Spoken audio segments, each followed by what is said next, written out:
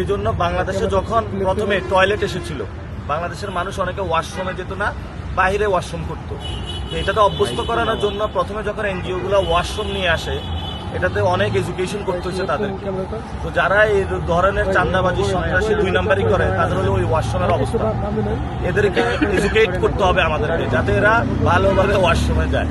সেজন্য এদেরকে আমাদের এডুকেট করতে হবে যাতে গণতন্ত্র চর্চা করে। এটা আমাদের একটু কষ্টসাধ্য হবে, তবে আমরা কষ্টটা মেনে নিচ্ছি। আসসালামু আলাইকুম প্রিয় সাংবাদিক ভাইরা, আমরা প্রচারণা শুরু করেছিলাম ঢাকা বিশ্ববিদ্যালয় কেন্দ্রীয় জামে মসজিদ নামাজ পড়া এবং শহীদ ওসমান হাদি ভাইয়ের কবর জিয়ারত। আজকে শেষ করলামও এখানেও।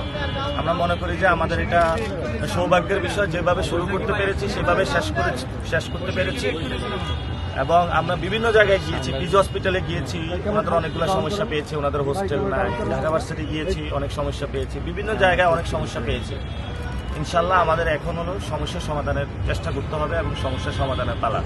গতকাল গিয়েছিলাম হরিজন সম্প্রদায়ের কাছে, অনেক দুঃখ কষ্ট আছে, তাদের ভূমি নাই, চাকরি নাই, এবং তাদের হলো উচ্ছেদ করে দেয় এক এক সময় বিভিন্ন জায়গায়। অনেক মানুষের কষ্ট শুনেছি এবং বিভিন্ন পুরো বাংলাদেশের থেকে মানুষ এসে এখানে বলতেছে, ভাইয়া আমি যদি ঢাকা 8-এর ভোটার হইতাম। এবং এটা আসলে আমাদের অনেক বড় পাওয়া। তো অনেকে বলতেছে যদি সুযোগ পাইতাম তাহলে ঢাকা 8-এর ভোটারটা শিফট করতাম।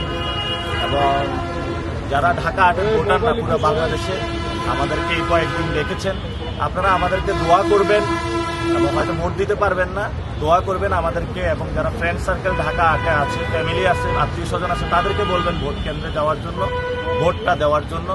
আপনারা স্ব স্থানে নিরাপদে ভোট দিবেন, এটাই হলো আমাদের প্রত্যাশা। শেষ মুহূর্তে যেটা বলবো সেটা হলো, আমাদের এখানে কেউ প্রতিদ্বন্দ্বী আমরা কারো নই বা কেউ নই, আমরা সবাই ভাই ভাই।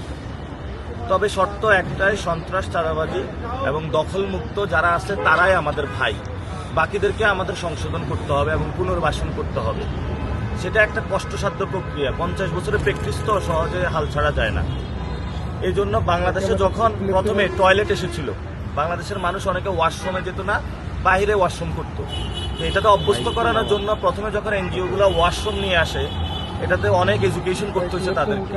তো যারা এই ধরনের চান্দাবাজি সন্ত্রাসী 2 নাম্বারই করে, তাদের হলো ওই ওয়াশরুমের অবস্থা। এদেরকে এডুকেট করতে হবে আমাদেরকে, যাতে এরা ভালোভাবে ওয়াশরুমে যায়।